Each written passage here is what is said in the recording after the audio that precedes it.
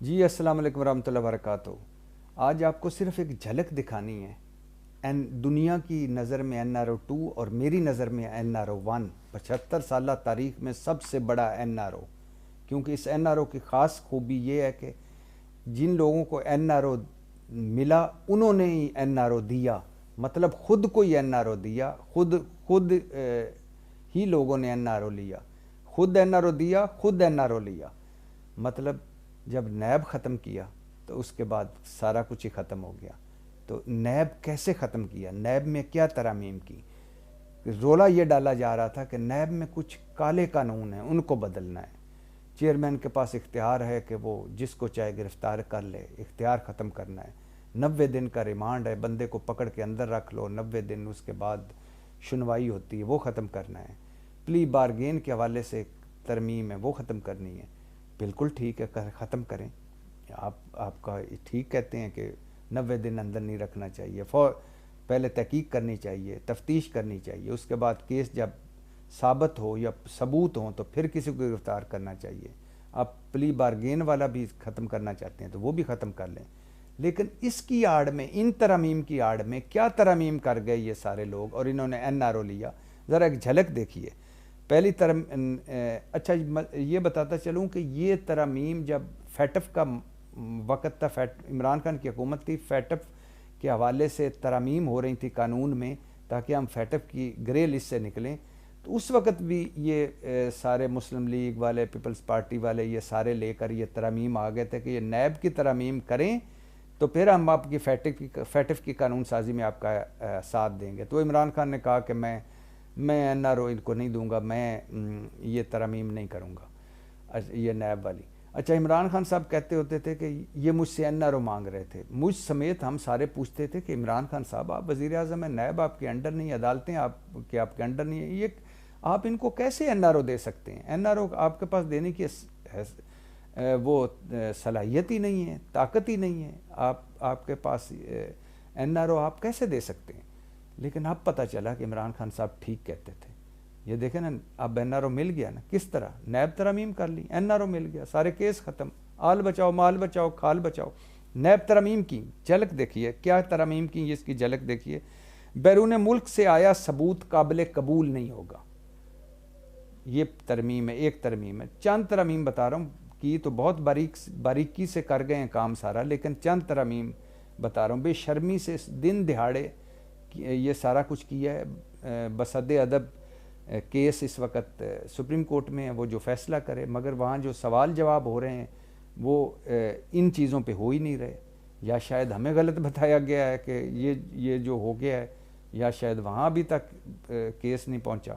अच्छा, तरमीम क्या ही, बैरून मुल्क से आया सबूत काबिल कबूल नहीं होगा, मतलब कैलबरी फाउंड समेत सारे केसेस ख़त्म। मुल्ज़म असासों की मनी ट्रेल देने का पाबंद नहीं होगा, मतलब यानी मुल्ज़म जो है उसके पास अगर कोई पैसा है तो वो ये पाबंदी नहीं है कि ये पैसा आया कहाँ से। मतलब नवाज शरीफ साहब समेत तमाम बड़ों को रिलीफ, अगर असासे ज़राए आमदन से ज़्यादा हैं तो कोई बात है। नवाज शरीफ साहब ने कहा था ना, अगर मेरे असासे ज़राए आमदन से ज़्यादा हैं तो तुम्हें क्या, अब वो हो गया है, तुम्हें क्या, भाड़ में जाओ, ये ख़त्म हो गया, यानी अब एवन फील्ड हलाल हो गया। अच्छा, असासों की तारीफ बदल दी गई। कैसे बदली? अब मुल्ज़म के अपने नाम पर जो कुछ है वही असासा तस्वर होगा, हत्ता कि बीवी और बच्चों के नाम पर जो कुछ है वो मुल्ज़म का असासा तस्वर नहीं होगा। मैं ब्यूरोक्रेट हूँ, मैं सियासतदान हूँ, मिसाल के तौर पे मेरे बीवी बच्चों के नाम अगर मैं अपनी जायदादें, रिश्तेदारों के नाम जायदादें रख रहा हूँ तो वो मेरी जायदादें नहीं हैं, मेरे नाम जो कुछ होगा वही असासा होगा। तो अब ये भी खुली छुट्टी है कि कमाते जाओ और दूसरों के नाम करते जाओ और मौजें करते जाओ। अच्छा, बेनामीदार की तारीफ बदल दी गई। अब करीबी रिश्तेदारों, दोस्तों और उनके साथ जो भी जायदाद रखें, पहले तो था बेनामी जायदाद है, इसको ज़ब्त की जाए, अब वो तारीफ बदल गई है, वो जो है वो उनकी है, मौजें करें। बारे सबूत नैब पर होगा। मज़ा आया ना, कुट कुट बाजरा में कोठे उत्ते पानी है।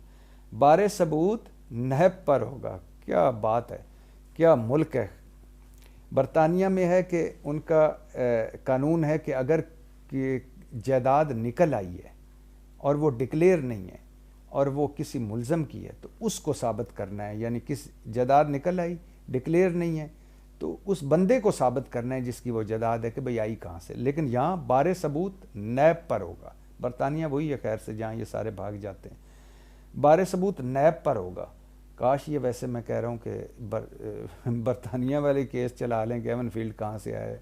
खैर बरतानिया में तो नवाज शरीफ साहब को उन्होंने कहा था कि पेंट हाउस बैरी कजाक पता नहीं 23 जायदादों वाला कोई, नवाज शरीफ साहब को हमने कहा कि इनके खिलाफ मुकदमा करें, कहते नहीं। और शहबाज शरीफ साहब हरजाना लेने गए थे, जुर्माना पड़ गया। बारे सबूत नैब पर होगा, मतलब अगर किसी की आमदन से ज़्यादा असासे हैं या करप्शन के इल्ज़ामात हैं कि पैसा उसने ढेर सारा कमाया है, तो ये नैब को साबित करना होगा कि ये पैसा हलाल है या हराम है। ठंड पड़ गई, वैसे आजकल ठंड भी है लेकिन ज़्यादा ही ठंड पड़ गई। अच्छा, इख्तियारात का गलत इस्तेमाल भी नैब को साबित करना होगा। अगर मैंने फॉर एग्ज़ाम्पल एक छोटी मिसाल देता हूँ कि सड़क है, उसको सड़क 10 किलोमीटर थी, मैंने 20 किलोमीटर बनवा दी और माल मूल खा लिया, तो जो भी इख्तियारात का गलत इस्तेमाल किया, अब नैब साबित करता रहे कि यह गलत है। मनी लॉन्ड्रिंग नैब के दायरा इख्तियार से बाहर हैं। जदों बुढ़े बाबे ने बिलो दे वाल तकिया, थोड़ा थोड़ा हंसिया ते नाले की खाऊं खाऊं, यानी अब खाऊं खाऊं करेगा नैब। मनी लॉन्ड्रिंग नैब के दायरा इख्तियार से बाहर। अब जितने भी मनी लॉन्डर रहे वो नैब, गुड बाय, टाटा। अच्छा, मफादे आमा का वो केस जिसमें मुतासरीन की तादाद 100 या इससे ज़्यादा हो, वो नैब का केस होगा, बाकी नहीं। यानी ऐसा केस जिसमें मुतासरीन यानी जिनके साथ फ्रॉड हो वो 100 या उससे ज़्यादा हो, तो वो केस नैब ले सकेगा। उससे कम 99 लोगों के साथ फ्रॉड होगा तो नैब का केस नहीं होगा। इसमें कहा जाता है कि ख्वाजा साद रफ़ीक को फ़ायदा होगा, क्योंकि उनके मुतासरीन यानी आशियाना के मुतासरीन 67 थे, 67 थे। अच्छा, नैब को वजारत दाखिला के मातहत कर दिया गया। हुण जी वजीर दाखिला जड़ा होगा नैब के उत्ते होएगा। अब बताइए कि जो ये खुद मुख्तारी नैब की मुक गई, और अगर नैब एक वजारत के अंडर हो गया तो उसने क्या पर मारने।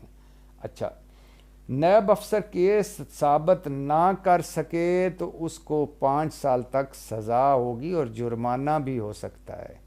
अब कौन इतना बहादुर टीपू सुल्तान आएगा जो कहेगा कि ये इस निज़ाम इंसाफ में जो बोसीदा हो चुका, जो नकारा हो चुका, जो बेकार हो चुका, जिसमें ताकतवरों के लिए और कानून है और गरीबों के लिए और कानून है, उसमें किसी ताकतवर को नैब अफसर उसके खिलाफ केस बनाए और फिर साबित करे तो ठीक।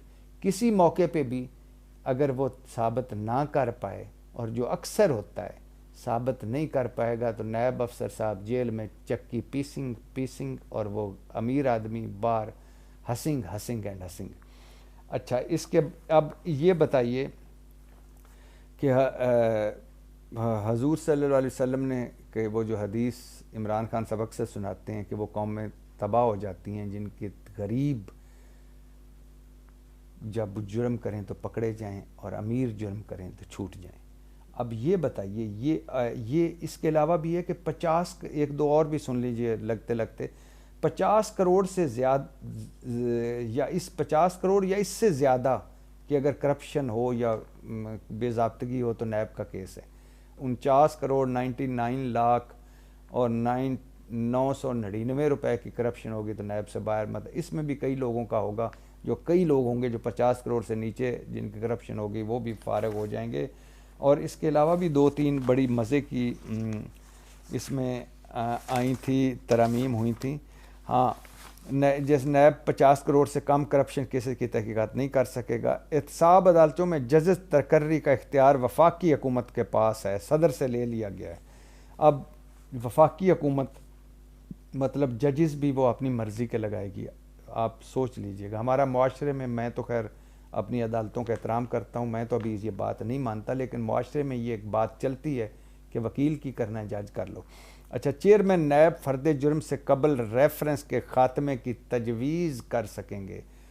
यानी इसका मतलब है कि चेयरमैन नैब जो है, अगर चेयरमैन नैब साहब से राव रस्म हो जाए तो फ़र्द जुर्म के ऐन पहला, थोड़ी देर पहला रेफरेंस ख़त्म, नैब को हाई कोर्ट की मदद से निगरानी की इजाज़त देने का इख्तियार। अच्छा, हाई कोर्ट का जो की मदद या उसकी निगरानी थी जो नैब पर, वो भी इख्तियार ख़त्म, यानी नैब साइड पे हो गया। किसी भी मुल्ज़म के ख़िलाफ़ इसके इलाके की एहतसाब अदालत में मुकदमा चलाया जाएगा।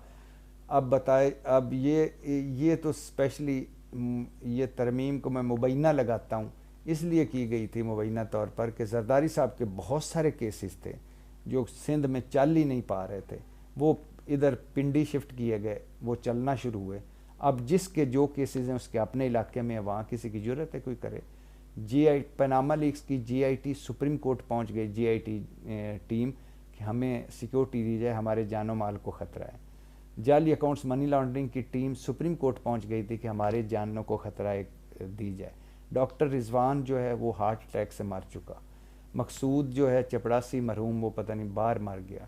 एक और नैब का अफसर था, वो भी मर गया, जो मेरे ख्याल से वो रेंटल केस या इसी पे कर रहा था।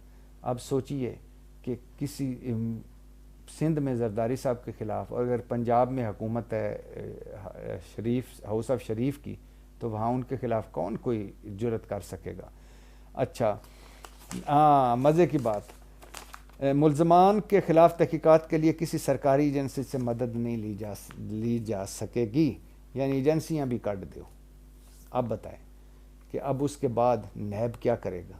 दांत निकल गए, बाकी वो कहते हैं ना पोपड़ा मुँह, पोपला मुँह, और बड़े सारे ये मुल्क बड़े सारे छूट गए।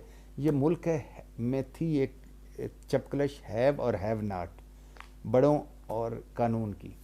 तो अब कानून तो पहले ही वो था कि जिसमें हाथी निकल जाते थे, मच्छर फंस जाते थे, यानी हम गरीब फंस जाते थे, बड़े बड़े निकल जाते थे। अब तो बाकायदा कानून साजी हो चुकी है। नैब ख़त्म, केसेस ख़त्म, पाकिस्तान जिंदाबाद।